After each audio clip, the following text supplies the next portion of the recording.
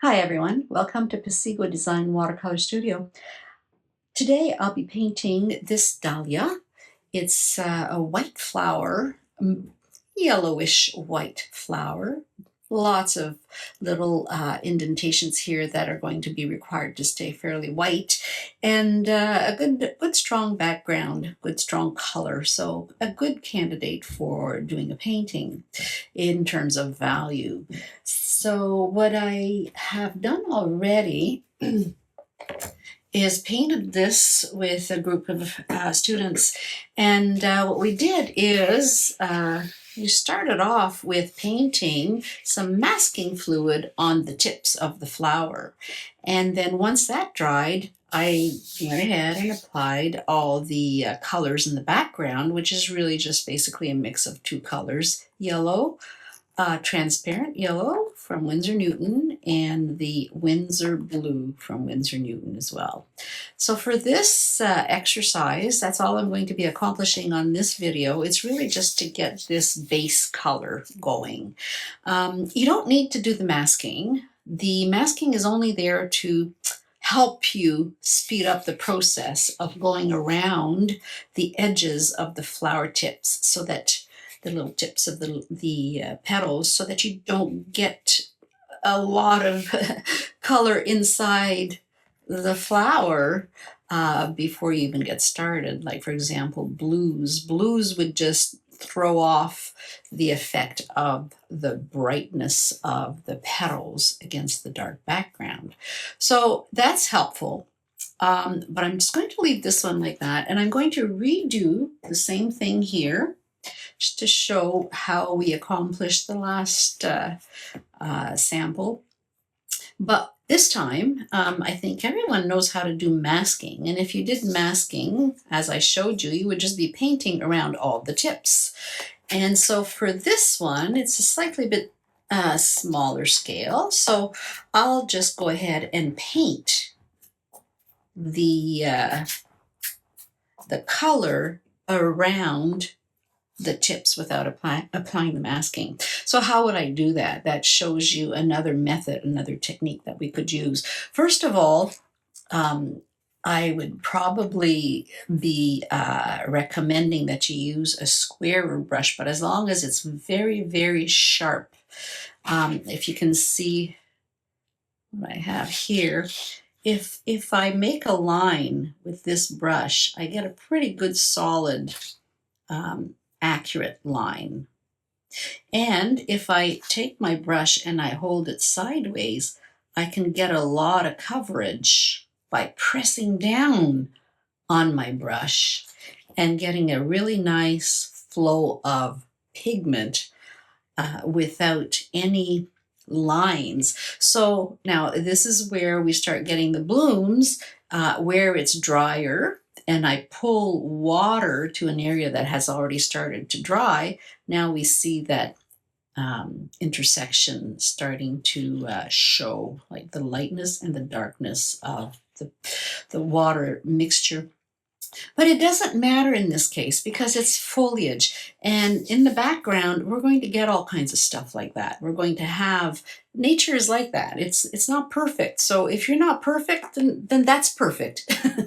All right, so I'll get started with the yellows. I have my paper taped down to a board, and what I'd like to say is that this paper is Waterford, a Saunders Waterford, as opposed to an Arches that I've used in the past. It's the same idea. It's 100% cotton, really, really good at absorbing the water.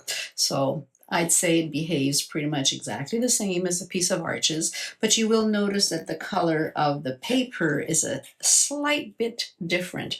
This is the bright white, and this has a bit of a beigey tone to it. So the difference is, the colors might be a little brighter on here because of the whiteness of the paper.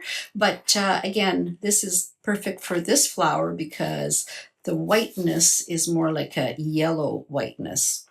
All right, all that being said, let's get started. This really should not take long. I want to make sure I have water on my brush.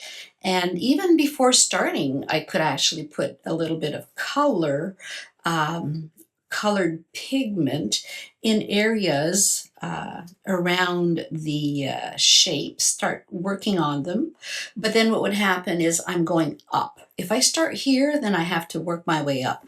It would be preferable if I could work my way down on the paper. So for that, I have my little block and I elevate my paper, and now I can start going down and really just pull the color down. It's going to be a variegated wash, really. It's just color being added to the paper. It's on dry, but lots of liquid pigment happening here. You can see the bead happening when I do that, and that's what I'm looking for. I'm looking for the bead.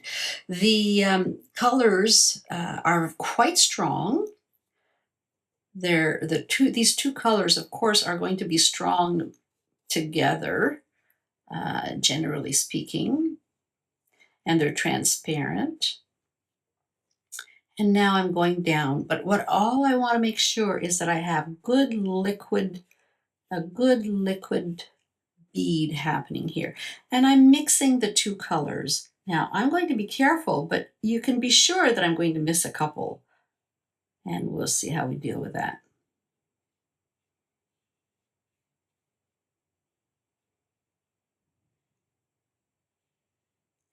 So even if I see the line, I'm not going to worry about that because I can change that later. But you see this puddle is too much water. So move your board to the side and let that flow in the other direction, just so we don't get that pooling happening. Let's add some more.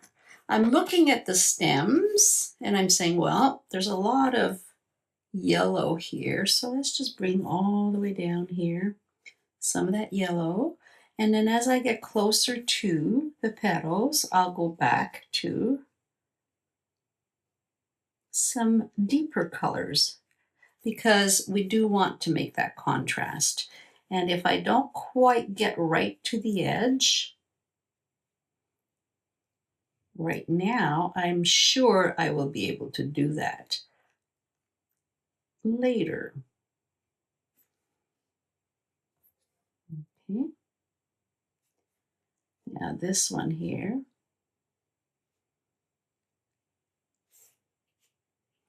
the color is moving down, it seems. So far so good.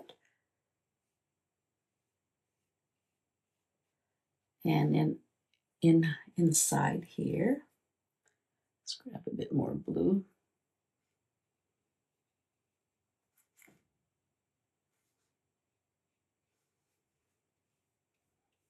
And I'll touch that up afterwards.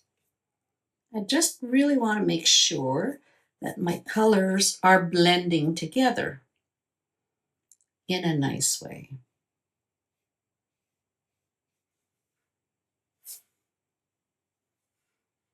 So here we have a shape that goes up into that part here.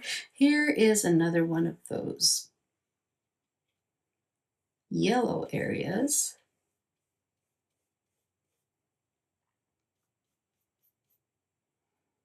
And keep it down here, a little bit bluer. I've got a couple of little dots of white. I don't mind that. And then around here, still lots of puddling happening here, which is good because this is what keeps me going, is the little beads at the bottom of every application that I do. Now my bead is going this way, so we can move the paper.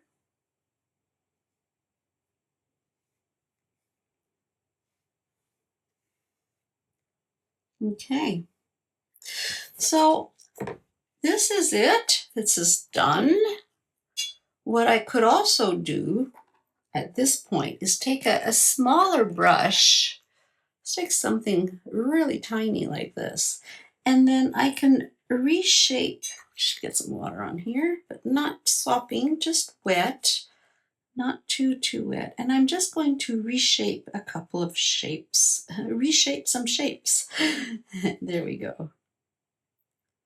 without adding water. That's the key. We're not adding water. We're just pushing the wet pigment into the little crevices.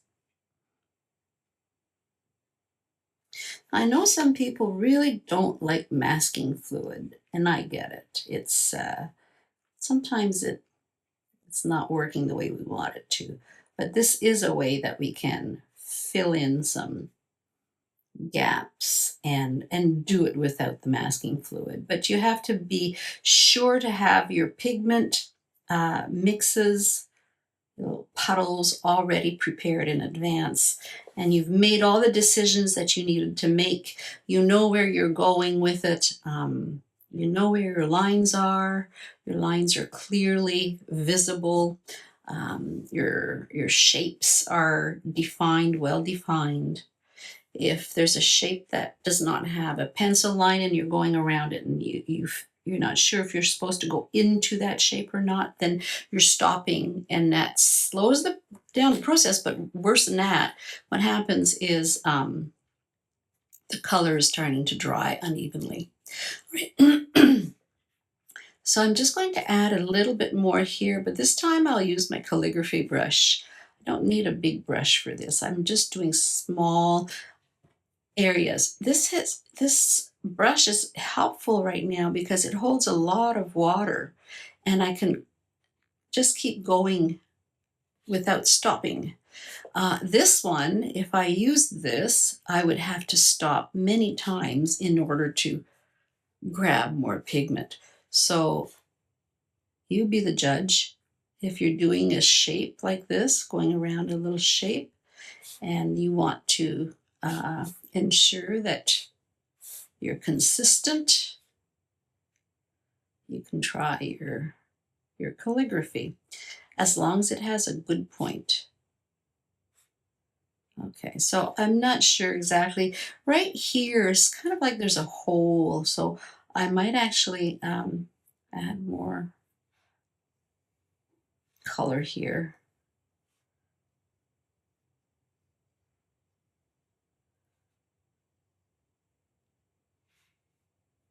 And then we'll worry about that later, because I'm not sure how much of that I want to show. All right, so that's it. The beginning of the dahlia. The next step will be to paint some of the yellows inside the flower. But even though this is dry, I could go ahead and do that now, but because the back is still so wet, and it's basically a risk right now to go any further than that, I'd say we wait. All right, thanks for watching.